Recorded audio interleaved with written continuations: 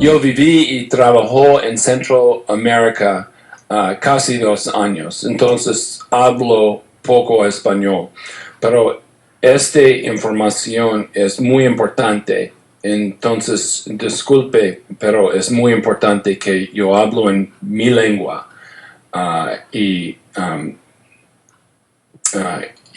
Alish traduzca en frente de mi mensaje. Disculpe.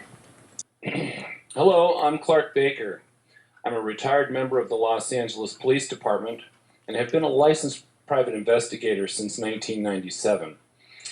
I've conducted several thousand criminal, civil, and military investigations since 1980 and have received more than 80 military and police-related commendations and awards from local, state, and federal officials. One advantage of being a private investigator is that I can pick and choose the cases I want to investigate. After retiring from the LAPD in 2000, I enjoyed being a private investigator because it allowed me to take the cases that interested me. It also meant that if I discover that a client has lied to me, I can drop the case. I can pick and choose the ones I want. But experience has taught me that criminal behavior transcends all perceived political, industrial, academic, and societal boundaries. Regardless of whether you are a street thug or an Oxford-trained academic, criminal behavior is fairly consistent. If anything, street hoods are better liars than academics, but are arrested more often because they enjoy fewer connections to the politicians who control law enforcement agencies and regulators. If a cocaine dealer kills a client with bad drugs, he goes to prison. But if Merck or Wyeth kill or injure millions of Americans or millions of people around the world with one of their blockbuster drugs, they either blame a disposable corporate subsidiary or they enjoy the indemnification by Congress. Their fine is typically paid from a small portion of their profits as well, that they made while killing their victims and defrauding taxpayers and insurers. This arrangement perpetuates the media-supported perception that local, state, and federal law enforcement officials are doing their jobs, just as small-time mayors who once staged police raids on speakeasies and cat houses that didn't support their re-election campaigns. The faces and names change, but the behavior is consistent. In 2006, I began to investigate the U.S. healthcare system and the pharmaceutical industries.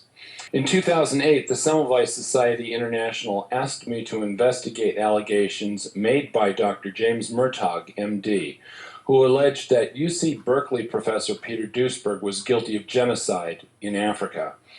I not only determined that no genocide had occurred, but that Murtaugh's record of perjury, poor patient care, identity theft, altered evidence, identity theft, and tax fraud had not excluded his close association with other mainstream HIV experts. One of Murtaugh's associates began to intimidate one of our witnesses using a fake name, and I tracked that man back to the Los Alamos National Laboratory where HIV expert Brian Foley, PhD, admitted to doing Murtaugh's bidding. Because the Los Alamos National Laboratory, National Institutes of Health, the Centers for Disease Control, all refused to answer my questions, I founded OMSJ to conduct investigations that local, state, and federal law enforcement agencies and universities refuse to pursue. I originally founded the HIV Innocence Group to use the criminal court system to compel answers that HIV experts refuse to answer. Although we expected some court victories, we never expected to win the number of cases that we have. Just this year, OMSJ has forced prosecutors to dismiss criminal charges against defendants in Iowa and Tennessee because prosecutors could not find credible HIV experts who were willing to answer our questions in trial. It is one thing for HIV experts to promote junk science in the media, and quite another for them to testify before competent investigators and trial counsel under penalty of perjury. When they find themselves in this situation with OMSJ, they typically recoil like vampires in church. As a former political candidate who once supported tort reform that ostensibly prevents bad lawyers from suing good doctors and reputable drug makers, it never occurred to me that the healthcare and pharmaceutical industries could be as brazenly as corrupt as they are. Aided by Congress, universities, and the media, these industries spend billions to get academics to publish fake reports and newspapers to sell their deadly drugs and unnecessary medical procedures. Had I not investigated HIV, AIDS, and these industries myself, I never would have believed that they could be waging what appears to be a pharmaceutical war on humanity. But if we examine the history of pharmaceutical warfare that began with Adam Smith, the British East India Company, and the Opium Wars, it is clear that these industries and our governments have never reformed themselves. Instead, when we're lucky, our agencies admit guilt years after most of the criminals or their victims have disappeared.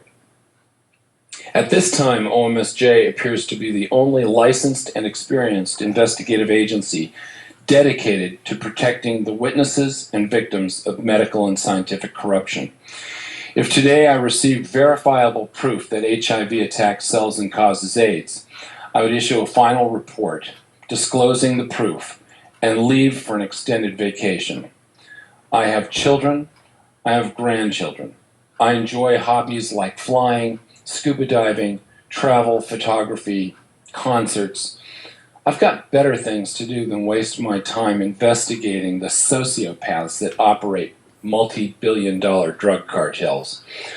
Nothing would please me more than witnessing the restoration of the executive, legislative, and judicial branches of government and media checks and balances that have been corrupted by complicit politicians and the industries that routinely pay them off.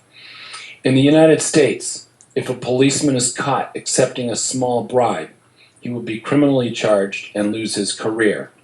But when doctors accept cash and compensation in the form of free tickets to concerts, sporting events, vacation resorts, it's considered a professional courtesy.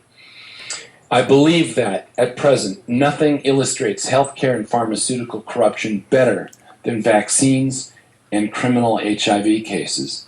Every year, more than 1 million Americans are killed or injured from drugs and vaccines. When Muslim extremists promote the killing of Americans, we target them with drones. But when Congress allows American companies to do this to our own people and billions around the world, it is hardly noticed with more than a shrug by international foundations and organizations that promote their targeting under the pretext of philanthropy. If nothing else, the enemies of the Western world can use these facts as Exhibit A to justify their objectives. Hundreds, if not thousands, of Americans and people around the world have been prosecuted, convicted, and sentenced to long prison terms simply for no better reason than flawed HIV tests that are used by incompetent doctors who accept bribes from drug companies. The fact that no one from the NIH or the CDC is willing to testify under oath before OMSJ's legal team about a so-called pandemic that they claim has represented an existential threat to humanity for 30 years, exposes just an ankle of these corrupt industries. I can't imagine what we'll see when her gown is lifted above her head. Since October 2009, OMSJ has helped defense attorneys for prosecutors to plea bargain or dismiss 39 criminal HIV cases. We are currently involved in more than 50 other active cases. For those who wish to support our efforts, I ask that they donate to us at omsj.org. If only 10,000 people around the world made recurring donations of $5 or more, we could accomplish much more. OMSJ is not supported by any corporate funding. I look forward to your assistance and your friendship. Thank you. Thank you, Clark.